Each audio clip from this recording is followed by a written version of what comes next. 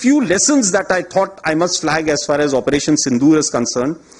Firstly, one border, two adversaries. So we saw Pakistan one side, but adversaries were two, and if I would say actually four or three actually. So Pakistan was the front face. We had China providing all possible support, and it's no surprise because if you were to look at statistics, in the last 5 years, 81% of the military hardware that Pakistan is getting is all Chinese, 81% of that. So it's no surprise. And China, of course, the good old dictum, killed by a borrowed knife, 36 stratagems that China talks about, killed by a borrowed knife. So he would rather use the neighbor to cause pain than getting involved in the mud slinging match on the northern border. So that is what he's seen. And another thing that China perhaps has seen is that he's able to test his weapons against, say, various other weapon systems that are there.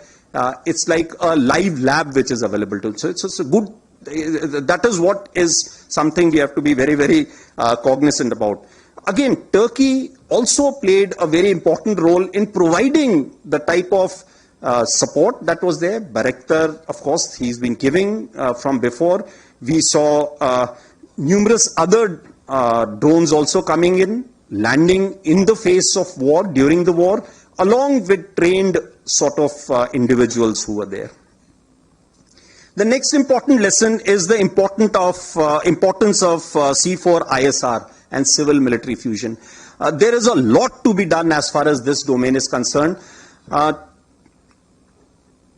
the DGMO-level talks were going on, Pakistan actually was mentioning that we know that your such and such important sort of vector is primed and it is ready for action. I would request you to perhaps, pull it back. So he was getting live inputs as far as from China.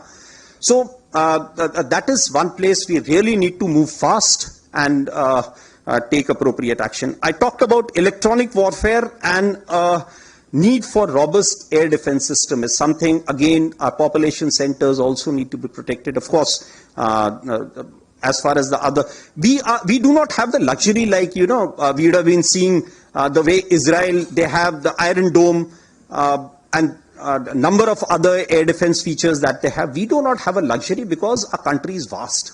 So, and such things cost a lot of money. So we need to again look at innovative solutions. Another lesson I think from Operation Sindoor was need for a secure supply chain. So we found, Mr. Ashok again talked about that the pain because an equipment was not inducted on time.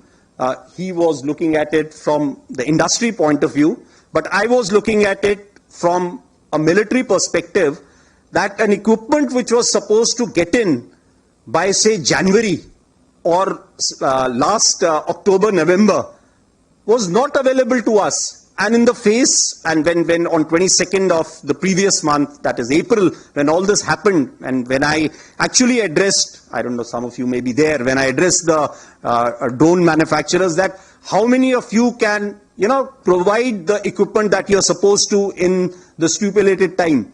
A lot of hands went up, but when again I called them after 1 week, nothing came by. The reason is because our supply chains. We are still dependent on a lot of things from outside. Had all those equipment been made available, the story may have been a little different, right? So it is both sides. We need to look at that.